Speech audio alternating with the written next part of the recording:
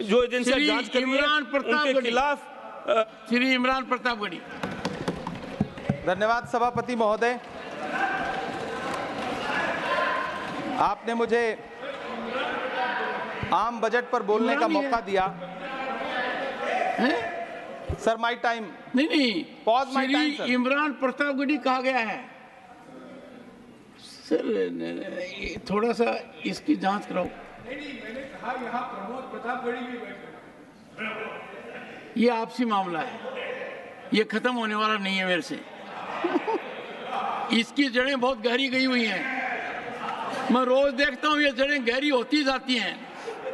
इमरान प्रतापगढ़ी। धन्यवाद सभापति महोदय।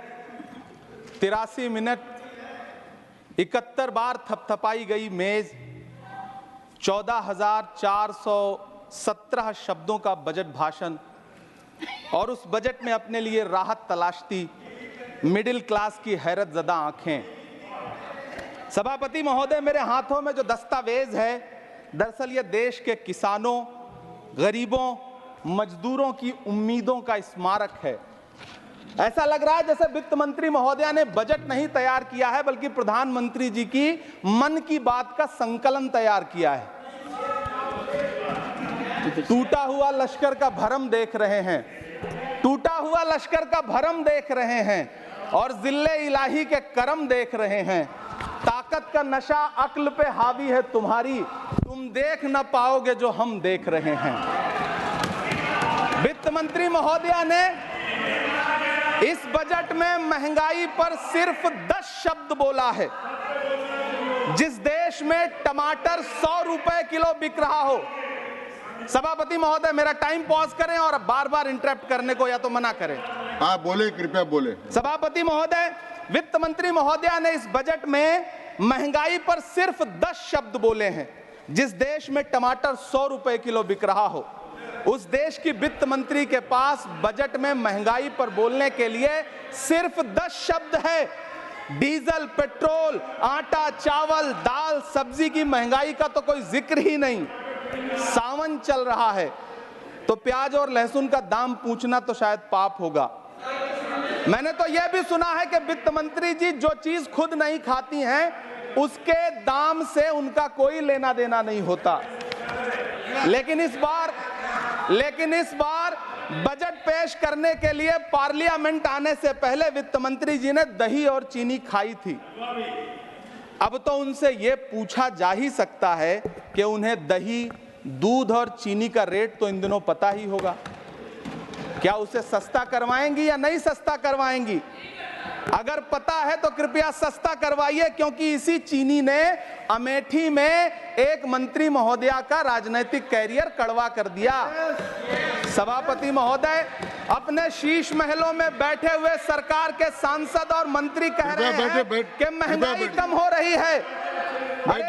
संसद की कैंटीन से बाहर निकल करके एक चाय का कप खरीदिए, तब समझ में आएगा कि महंगाई कम हो रही है या बढ़ रही है। किसी एक दिन अपनी किसी मजदूर की तरह अपनी दिन भर की दिहाड़ी लेकर के बाजार जाइए और अपने बच्चों के लिए राशन खरीदिए, तब पता चलेगा कि महंगाई कम हो रही है या नहीं हो रही है।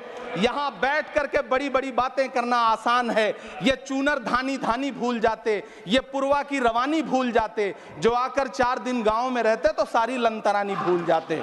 सभापति महोदय, इलेक्टोरल बॉन्ड खरीदने के नाम छुपाने वाली सरकार, इलेक्टोरल बॉन्ड खरीदने वालों के नाम छुपाने वाली सरकार इन दिनों आम के ठेला लगाने वालों के नाम जानना चाहती है। मुझे तो होटलों, ढाबों या आम के ठेलों पर नेम प्लेट लगवाने वालों से पूछना है कि कभी खून की बोतल पर देखा है किसी का नाम लिखा हुआ? मुझे पूछना है कि क्या कोरोना के दौरान अपनी उखड़ती हुई सांसों के लिए ऑक्सीजन तलाशने वाले किसी इंसान ने ऑक्सीजन लाने वाले किसी इंसान से पूछा था कि ऑक्सीजन लाने वाला इंसान हिंदू है या मुसलमान है? मुझे पूछना है कि लावारिश लाशों के लिए कोरोना में कांधा देने वाले, चिताओं के लिए लकड़ियां सजाने वाले किसी इंसान से पूछा गया था उसका नाम, उसका मजहब? लेकिन इन दिनों पूछा जा रहा है। सभापति महोदय, अफसोस देश के प्रधानमंत्री जी ने कभी न टूटने वाली चुप्पी ओढ़ ली है। सभापति महोदय, जनता ने 63 सीटें कम क्या कर दी, ये सरकार तो अमृतकाल का नाम लेना ही भूल गई। ये भूल गई है अमृतकाल को, ये भूल गई है मनरेगा को, ये भूल गई है मौलाना आजाद नेशनल फेलोशिप को, ये भूल गई है मणिपुर को, ये भूल गई है महाराष्ट्र को। मुझे गर्व है कि मैं राज्यसभा में महाराष्ट्र का प्रतिनिधित्व करता हूं। महाराष्ट्र जो देश की आर्थिक राजधानी है, जो टोटल कॉर्पोरेट टैक्स का 40%, इनकम टैक्स का 32% और जीएसटी का 20% इस देश को देता है, उस महाराष्ट्र के लिए इस बजट में एक शब्द नहीं है। आप बैठ जाए सभापति महोदय, आखिर महाराष्ट्र से किस बात का बदला लिया जा रहा है? महाराष्ट्र ने लोकसभा चुनाव में बाबा साहब अम्बेडकर के संविधान को बचाने के लिए वोट क्या कर दिया? प्रधानमंत्री जी तो महाराष्ट्र से बदला लेने पर उतर आए। अब तो शायद उन्हें याद भी ना हो यवतमाल का वो दाभड़ी गांव जहां 20 मार्च 2014 को वो किसानों के साथ चाय पर चर्चा करने गए थे और उनकी किस्मत बदलने के सपने दिखाए थे। उसी यवतमाल में पिछले 6 महीने में 132 किसानों ने आत्महत्या की है। सभापति महोदय, महाराष्ट्र में हर महीने 209 किसान आत्महत्या कर रहे हैं। राज्य सरकार द्वारा सौंपा गया आंकड़ा बताता है कि 1 जनवरी से 31 मई के बीच 1046 किसानों ने आत्महत्या की है। लेकिन अफसोस, इस बजट में महाराष्ट्र के किसानों के लिए कुछ भी नहीं है। किसानों से चिढ़ी हुई सरकार ने बजट में किसानों के एमएसपी की लीगल गारंटी नहीं दी। लेकिन याद रखिएगा, जो किसान का नहीं वो हिंदुस्तान का नहीं। सभापति महोदय, मुझे वित्त मंत्री जी से पूछना है कि वो जो कुछ साल पहले 100 स्मार्ट सिटी बनाने का ढोल पीटा गया था, सुना है उस ढोल में पानी भर गया है, इसीलिए आपने उसका नाम बदल करके सिटीज ऑफ ग्रोथ हब्स रख दिया है। अच्छा है, नाम बदलने का खेल खेलते रहिए। आपकी कई सरकारें तो इसी वजह से चल रही हैं। इस सरकार को पढ़े लिखे लोगों से दिक्कत है सभापति महोदय, इसीलिए इस सरकार ने यूजीसी का बजट 66% कम कर दिया है। वाह सरकार। सभापति महोदय, मैं वित्त मंत्री जी के संज्ञान में लाना चाहता हूं कि किशनगंज में एएमयू सेंटर के पास 224 एकड़ जमीन है। यूपीए सरकार ने सोनिया गांधी जी की अगुवाई में 136 करोड़ रुपए एएमयू किशनगंज सेंटर के लिए सेक्शन किए थे। लेकिन आपकी सरकार ने पिछले 10 साल में उस 136 करोड़ में से सिर्फ 10 करोड़ रुपया रिलीज किया है। 1.5 करोड़ की आबादी वाला सीमांचल बेहतर शिक्षा के लिए उस सेंटर की बाट जोह रहा है। मेरा आपसे सवाल है कि इस सेंटर का बाकी पैसा आप कब रिलीज करेंगे? मुझे उम्मीद है वित्त मंत्री महोदया जवाब जरूर देंगी। सीमांचल उसी बिहार में आता है जिसकी बैसाखी के सहारे आपकी सरकार चल रही है। वहां के लोगों को एम्स की जरूरत है। महानंदा और कोसी से होने वाली बाढ़ की तबाही को रोकने के लिए बांध बनाइए, सीमांचल के साथ सौतेला व्यवहार बंद करिए। इकोनॉमिक कॉरिडोर बनाने से किसी राज्य का विकास नहीं होगा। विकास होगा स्वास्थ्य और शिक्षा के बुनियादी मुद्दों के लिए बजट देने पर। सभापति महोदय, एक तरफ तो इस बजट में पीएम आवास योजना के तहत 3 करोड़ अतिरिक्त मकान देने की घोषणा है और दूसरी तरफ लखनऊ के अकबर नगर में 1280 वो मकान हैं जिन्हें रिवर फ्रंट बनाने के नाम पे बुलडोजर से जमींदोज कर दिया गया। सभापति महोदय, लोग चीखते रहे, बच्चे बिलखते रहे, वसुधैव कुटुंबकम का नारा लगाने वाली सरकार इंसानों के घरौंदे उजाड़ कर जश्न मना रही है। सभापति महोदय, मेरा बहुत भावुकता के साथ देश के प्रधानमंत्री से सवाल है कि इन उजड़ते हुए मकानों और बेघर होते हुए घरों को देख करके आपको नींद कैसे आती है? आप सो कैसे पाते हैं? मेरा सवाल है इस देश के प्रधानमंत्री से, या तो लोगों के घरौंदे उजाड़ना बंद करिए या फिर करोड़ों मकान बनाने की झूठी घोषणाएं करना बंद करिए। यह बजट झूठ का पुलिंदा है। यह बजट आपके पिछले साल के बजट का कट कॉपी पेस्ट है। यह बजट हमारे चुनावी घोषणा पत्र की नकल करने की एक बेईमान कोशिश है। लेकिन कहावत है ना कि नकल के लिए भी अकल चाहिए। मेरे हाथ में एक तरफ न्याय पत्र है जो हमारा है और दूसरी तरफ अन्याय पत्र है जो आपका है। इस सरकार को आलोचना सुनने की आदत नहीं है सभापति महोदय। जब आप इनसे सवाल पूछिए तो ये शांत रहे। आप बताइए 70 साल में आपने क्या किया है? मैं तो इस सदन में कहना चाहता हूं सभापति महोदय कि हमसे 70 साल का हिसाब मांगने वालों, जो सरकार अपना चलाया हुआ 2000 का नोट 7 साल नहीं चला सकी, वो हमसे 70 साल का हिसाब मांगती है।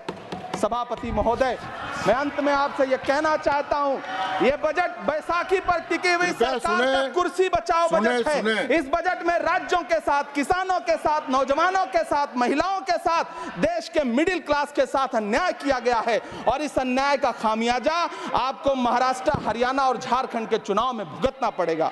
सभापति महोदय, इस सरकार ने नोटबंदी लगाकर देश की आम जनता की पूंजी छीन ली। बैठे नहीं बोले, कृपया टैक्स लगा करके छोटे व्यापारियों के कारोबार छीन लिए, पेपर लीक करवा करके युवाओं की आंखों से नौकरी के सपने छीन लिए, अग्निवीर लाकर देश के जवानों की उम्मीदें छीन ली, बुलडोजर लगाकर लोगों के आशियाने छीन लिए, महंगाई लाकर देश की जनता की थाली से निवाले छीन लिए और नारा लगाया कि हम तो सेवक हैं, 18-18 घंटे काम करते हैं। इन्हीं लोगों के लिए किसी ने शेर कहा है कि जो सच और झूठ में दूरी है वो दूरी समझते हैं, सियासी हाकिमों की हम भी मजबूरी समझते हैं, वो अपना हक समझते हैं निवाला छीन लेने को, डकैती को बहुत से लोग मजदूरी समझते हैं। हमें पता है कि कैसी मजदूरी की जा रही है। सभापति महोदय, मैं यहाँ खड़ा होकर के अंत में आपसे कहना चाहता हूँ कि इस बजट में तमाम राज्यों के साथ अन्याय किया गया है,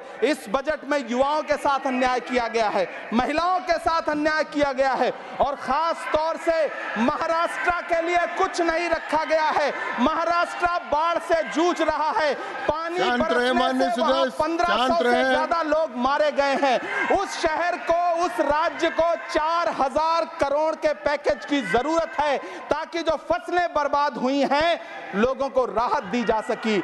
लेकिन अफसोस, इस बजट में महाराष्ट्र के लिए ऐसा कुछ भी नहीं है। मैं आखिर में यह कहना चाहता हूं कि पिछले 7 दिन से इस बजट का बड़ा ढिंढोरा पीटा जा रहा है, इसे महान बताया जा रहा है, लेकिन कौन महान बता रहा है? सत्ता पक्ष के लोग, उन्हें तो बताना ही है। क्योंकि मैं अवध क्षेत्र से आता हूं, प्रतापगढ़ से, नीरज भाई भी अवध और पूर्वांचल से आते हैं। वहां एक कहावत है कि बिटिया की तारीफ किसने की? बिटिया की महतारी ने, यानी कि बेटी की प्रशंसा किसने की? मां ने। तो इस बजट की तारीफ सत्ता पक्ष करे तो करेगा ही, लेकिन विपक्ष के एक भी सांसद से आप पूछिए कि क्या उसके राज्य को कुछ मिला है, तो वो ये कहेगा कि नहीं, कुछ भी नहीं मिला है। बहुत बहुत धन्यवाद सभापति महोदय, मुझे आम बजट पर अपनी राय रखने के लिए। धन्यवाद। श्री अब्दुल बहाव, श्री अब्दुल